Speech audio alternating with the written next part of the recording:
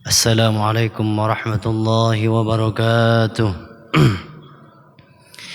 إن الحمد لله نحمده ونستعينه ونستغفره ونعوذ بالله من شرور أنفسنا ومن سيئات أعمالنا. من يهده الله فلا مضل له ومن يضلل فلا هادي له. أشهد أن لا إله إلا الله وحده لا شريك له وأشهد أن محمدا عبده ورسوله الذي لا نبي بعده. اللهم صل وسلم وبارك على سيدنا محمد عبدك ونبيك ورسولك نبي الأمي وعلى آله وصحبه وبارك وسلم. أما بعد فقال الله تعالى في كتابه الكريم: أعوذ بالله من الشيطان الرجيم. بسم الله الرحمن الرحيم. يا أيها الذين آمنوا كتب عليكم الصيام كما كتب على الذين من قبلكم لعلكم تتقون. Sadaqallahul azim.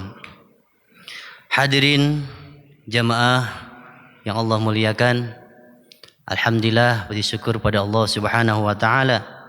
Pada malam hari ini, malam yang ke-16 di bulan suci Ramadan, alhamdulillah kita masih diberikan kesempatan oleh Allah untuk melaksanakan berbagai ibadah.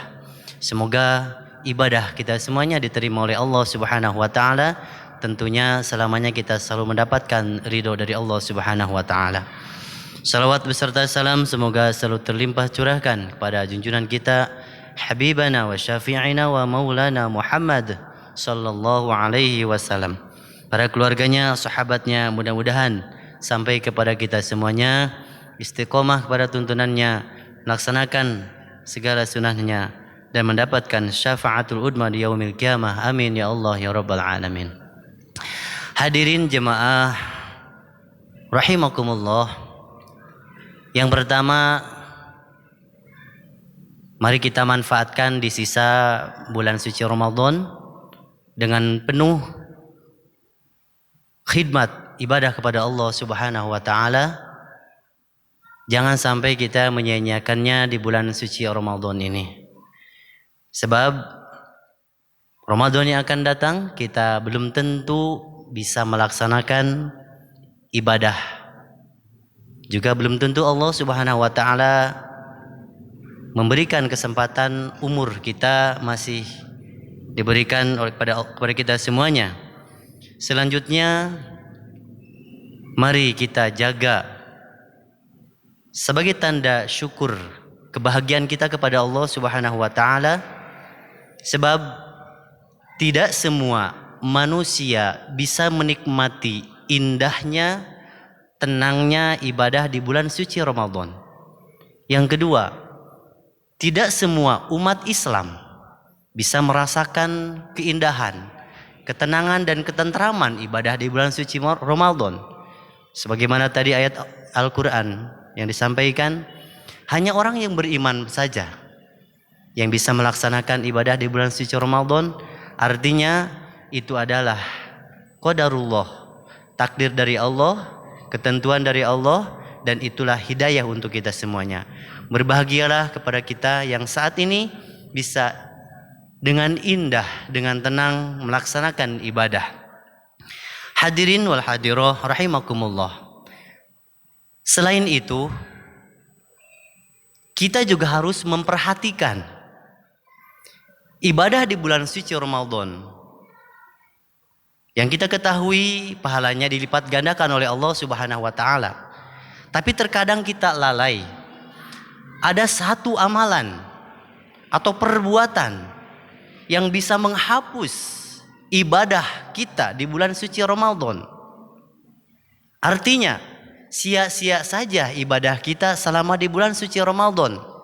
Hanya mendapatkan haus saja. Hanya mendapatkan dahaga saja. Sebagaimana Rasulullah sallallahu alaihi wasallam bersabda, "Kam min shaimi laisa lahu min saumihi illal ju'u wal 'atashu." Banyak sekali orang yang berpuasa tapi tidak mendapatkan apa-apa dari puasa itu selain haus dan lapar. Hadirin wal hadirah rahimakumullah. Perlu kita garis bawahi.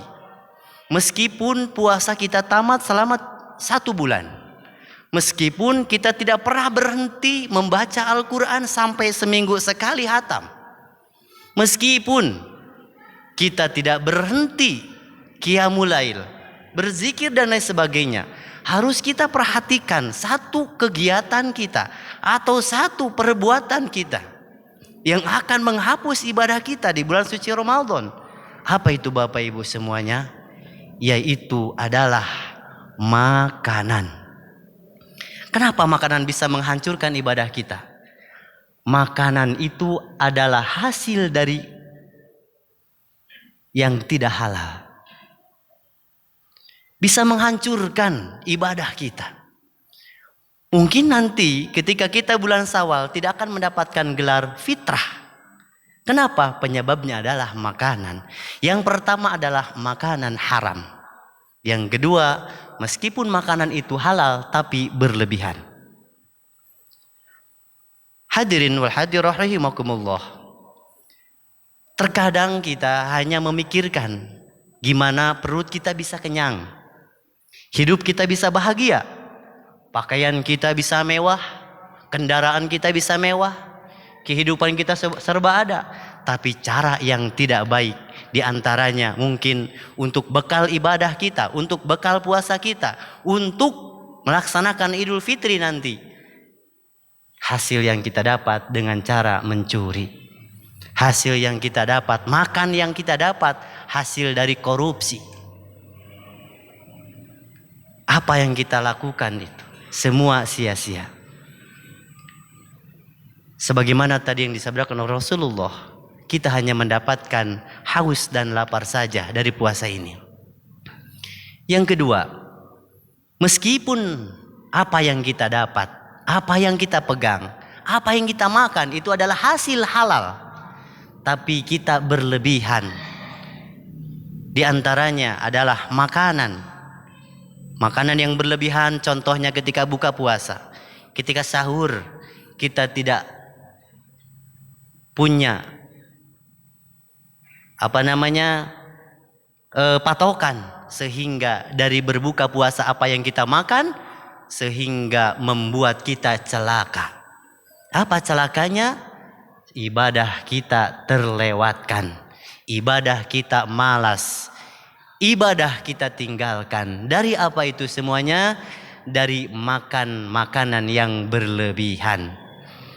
Sebagaimana Imam Al-Ghazali menyampaikan, makanan itu dibagi sepertiga bagian. Ya, atau artinya perut kita itu, tempat makan kita ini adalah dibagi menjadi sepertiga bagian. Yang pertama adalah untuk makanan, yang kedua adalah untuk air, dan yang ketiga untuk nafas. Jadi jangan terlalu berlebihan ketika kita berbuka puasa ataupun sahur, sehingga nanti kalau kita berlebihan meskipun itu hasil halal akan mencelakakan kita semuanya. Akhirnya kita tidak bisa beribadah kepada Allah Subhanahu wa taala, dan kita tidak akan menyandang gelar fitrah nanti di hari raya Idul Fitri. Mudah-mudahan kita semuanya dijaga oleh Allah Subhanahu wa taala dari hal-hal yang haram, dari hal-hal yang berlebihan. Semoga Allah Subhanahu wa taala menjadikan ibadah kita semuanya ibadah yang diridhoi dan diterima, dan mudah-mudahan kita mendapatkan taufik dan hidayah dari Allah Subhanahu wa taala. Amin ya Allah ya rabbal alamin. Subhanakallah wa bihamdika asyhadu an la ilaha illa anta astaghfiruka wa atubu ilaika. Wabillahi taufik wal hidayah. Wassalamualaikum warahmatullahi wabarakatuh.